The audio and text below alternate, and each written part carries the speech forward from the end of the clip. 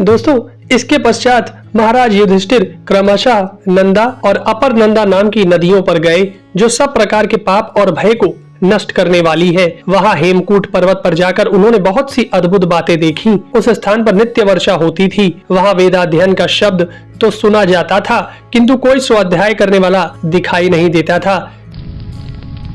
फिर कौशिकी नदी के तट पर पहुंचकर लोमश जी ने कहा, भरत श्रेष्ठ, यह परम पवित्र देव नदी कौशिकी है। इसके तट पर यह विश्वामित्र जी का रमणीय आश्रम दिखाई दे रहा है। यही महात्मा विभांडक का आश्रम है। महर्षि विभांडक के पुत्र श्रृंग ऋषि बड़े ही महान तपस्वी थे। एक बार अनावृष्टि होने पर उन्होंने अपने तप के प्रभाव से वर्षा करा दी थी। वे विभांडक कुमार ऋष्य श्रृंग एक मृगी से उत्पन्न हुए थे। यह सुनकर युधिष्ठिर ने कहा, भगवान, मनुष्य का पशु जाति के साथ योनि संसर्ग होना तो शास्त्र और लोक दोनों ही दृष्टि से विरुद्ध है। फिर विभांडक कुमार ऋष्य श्रृंग ने मृगी के उदर से कैसे जन्म लिया तथा अनावृष्टि होने पर उन महर्षि के भय से इंद्र ने कैसे वर्षा की। तब लोमश जी ने कहा, राजन, ब्रह्म ऋषि विभांडक बड़े ही साधु स्वभाव और प्रजापति के समान तेजस्वी थे। एक बार वे सरोवर में स्नान करने गए। वहां उर्वशी अप्सरा को देखकर जल में ही उनका वीर्य स्खलित हो गया। इतने में वहां एक प्यासी मृगी आई और वह जल के साथ उस वीर्य को भी पी गई। इससे उसको गर्भ रह गया। मृगी वास्तव में एक देव कन्या थी। किसी कारण से ब्रह्मा जी ने इसे साथ देते हुए कहा था कि तू मृगी जाति में जन्म लेकर एक मुनि पुत्र को उत्पन्न करेगी, तब शाप से छूट जाएगी। विधि का विधान अटल है।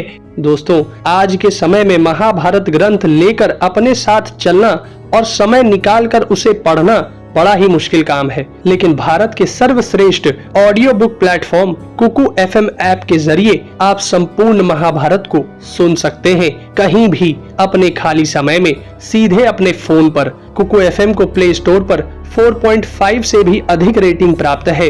वैसे तो कुकू FM के ईयरली चार्जेस है 399 रुपए, परंतु आप हमारे इस कोड MB50 के जरिए 50% की छूट पा सकते हैं। तब आपका ईयरली चार्जेस हुआ 199 का, लेकिन यह लाभ हमारे पहले 250 यूजर्स को ही मिल सकता है। तो देर ना करें, आइए मेरे साथ सुनिए संपूर्ण भगवत गीता के 11 पाठ और अन्य कई पौराणिक कथाएं। जल्दी रजिस्ट्रेशन करवाएं। डाउनलोड और ऑफर लिंक आपको हमारे डिस्क्रिप्शन बॉक्स में मिल जाएंगे। इसी से महामुनि ऋष्य श्रृंग उस मृगी से उत्पन्न हुए। वे बड़े तपोनिष्ठ थे और सर्वदा वन में ही रहा करते थे। उनके सिर पर एक सींग था।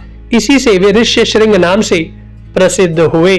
उन्होंने अपने पिता के सिवा किसी और मनुष्य को नहीं देखा था, इसलिए उनका मन सर्वदा ब्रह्मचर्य में स्थिर रहता था। इसी समय अंग देश में महाराज दशरथ के मित्र राजा रोमपद राज्य करते थे। हमने ऐसा सुना है कि राजा रोमपद ने किसी ब्राह्मण को कोई चीज देने की प्रतिज्ञा करके पीछे उसे निराश कर दिया था, इसलिए ब्राह्मणों ने उन्हें त्याग दिया था। इससे उनके राज्य में वर्षा होनी बंद हो गई थी और प्रजा में हाहाकार मच गया था। तब राजा ने तपस्वी ब्राह्मणों से पूछा, भूदेवो, अब वर्षा कैसे हो, इसका कोई उपाय बताइए। तब एक ऋषि ने कहा, राजन, ब्राह्मण आप पर कुपित हैं, इसका आप प्रायश्चित कीजिए। ऋष्य श्रृंग नामक एक मुनि कुमार हैं। वे वन में ही रहते हैं और बड़े ही शुद्ध एवं सरल हैं। स्त्री जाति का तो उन्हें कोई पता ही नहीं है। उन्हें आप अपने देश में बुला लीजिए। वे यदि यहाँ आ गए तो तुरंत ही वर्षा होने लगेगी। यह सुनकर राजा रोमपद ने ब्राह्मणों के पास जाकर अपने अपराध का प्रायश्चित कराया। उनके प्रसन्न हो जाने पर उन्होंने अपने मंत्रियों को बुलाकर महर्षि ऋष्य श्रृंग को लाने के विषय में परामर्श किया। परामर्श करके राजा ने अपने राज्य की प्रधान गणिकाओं को बुलाया और उनसे कहा, सुंदरियों, तुम मुनि कुमार ऋष्य श्रृंग को किसी प्रकार मोहित करके मेरे राज्य में ले आओ। तब उनमें से एक वृद्धा गणिका ने कहा, राजन, मैं तपोधन ऋष्य श्रृंग को लाने का प्रयत्न तो करूंगी, परंतु मुझे जिन जिन भोग सामग्रियों की आवश्यकता है उन सब को दिलाने की आप कृपा करें। तब राजा का आदेश पाकर उस वृद्धा ने अपनी बुद्धि के अनुसार नौका के भीतर एक आश्रम तैयार करवाया। उस आश्रम को अनेक प्रकार के फल और फूलों वाले बनावटी वृक्षों से सजाया गया। वह नौकाश्रम बड़ी ही रमणीय और मन को लुभाने वाला था।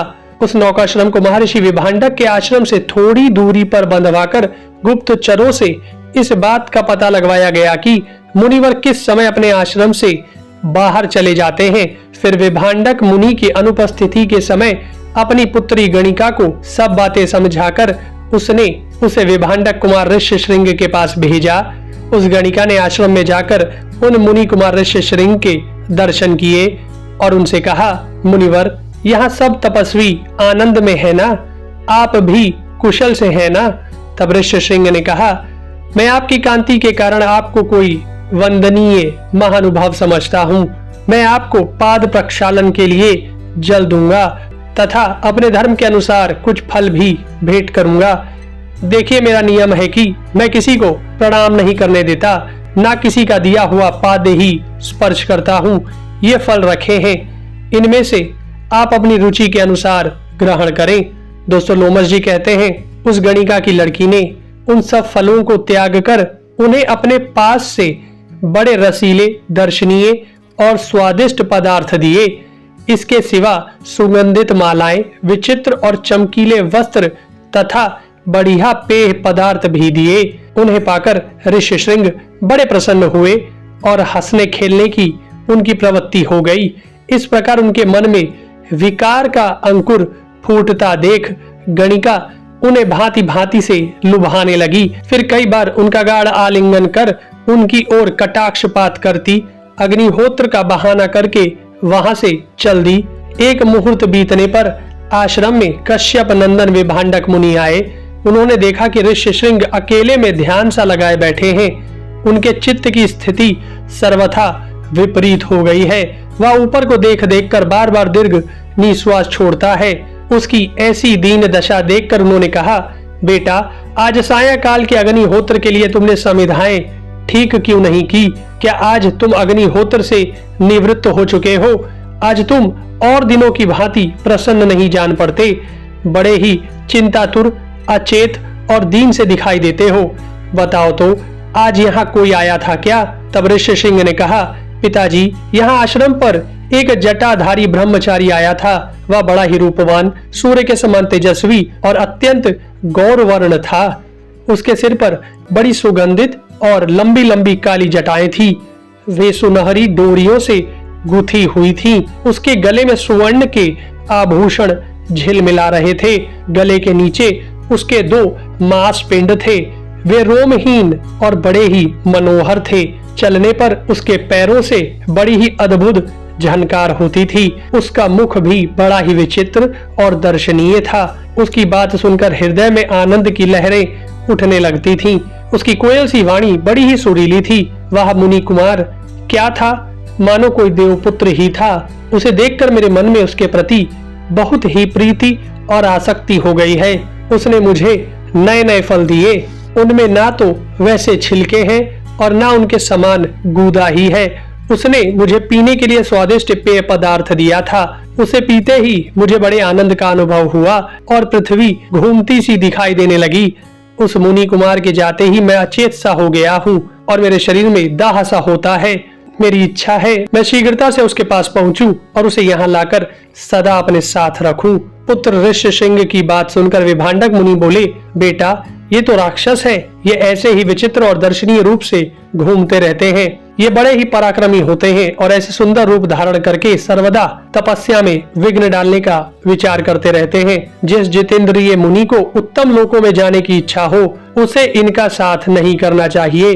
बेटा, तुम जिस स्वादिष्ट पेय पदार्थ की बात कहते हो, उन्हें दुष्ट लोग पीते हैं। ये चीजें मुनियों के लिए नहीं बताई गई हैं। ये राक्षस हैं। ऐसा कहकर विभांडक मुनि ने अपने पुत्र को रोक दिया और स्वयं उस गणिका को ढूंढने लगे। जब 3 दिन तक उसका कोई पता न लगा तो वे आश्रम लौट आए। इसके पश्चात जब विभांडक मुनि फल लेने के लिए वन में गए तो वह गणिका ऋष्यशृंग को आकर्षित करने के लिए फिर आई। उसे देखते ही ऋष्यशृंग बड़े हर्षित हुए और उससे बोले, देखो, पिताजी के यहाँ आने से पहले ही हम तुम्हारे आश्रम को चलेंगे। तब विभांडक मुनि के पुत्र ऋष्यशृंग को उन माँ बेटी ने नाव पर चढ़ा लिया और नाव खोलकर भांति भांति के उपायों से ऋष्यशृंग को आनंदित करती हुई अंगराज रोमपद के पास ले आई। अंगराज उन्हें अपने अंतःपुर में ले गए। इतने ही में उन्होंने देखा कि सहसा वृष्टि होने लगी और सब ओर जल ही जल हो गया। इस प्रकार अपनी मनोकामना पूर्ण होने पर राजा रोमपद ने उन्हें अपनी कन्या शांता ब्याह दी। इधर जब विभांडक मुनि फल मूल लेकर आश्रम में लौटे तो बहुत ढूंढने पर भी उन्हें अपना पुत्र दिखाई ना दिया। इससे उन्हें बड़ा क्रोध हुआ और ऐसी आशंका हुई कि यह सारा षड्यंत्र अंगराज का ही रचा हुआ है। अतः वे रोमपद को भस्म कर डालने के विचार से चल पड़े। मार्ग में चलते चलते जब वे थक गए और उन्हें भूख सताने लगी, ग्वालों के पास आए। ग्वालों ने उनका राजाओं के समान बड़ा आदर सत्कार किया। तब उन्होंने पूछा, क्यों भाई, तुम किसके सेवक हो? तब ग्वालों ने कहा, यह सब आपके पुत्र की ही संपत्ति है। इस प्रकार हर स्थान पर सत्कार पाने से विभांडक मुनि का क्रोध शांत हो गया और वे प्रसन्न चित्त से अंगराज के पास पहुँचे। राजा रोमपद ने उनका विधिवत पूजन किया। उन्होंने देखा कि स्वर्ग लोक में जैसे देवराज इंद्र रहते हैं वैसे ही वहाँ उनका पुत्र विद्यमान है। साथ ही उन्होंने अपनी पुत्र वधू शांता को भी देखा। पुत्र को अनेकों ग्राम और घोष मिले देखकर तथा शांता को देखकर विभांडक मुनि बड़े प्रसन्न हुए। इसलिए उन्होंने पुत्र को वहीं छोड़कर उससे कहा, जब तुम्हारे पुत्र उत्पन्न हो जाए तो राजा का सब प्रकार मन रखकर वन में ही चले आना।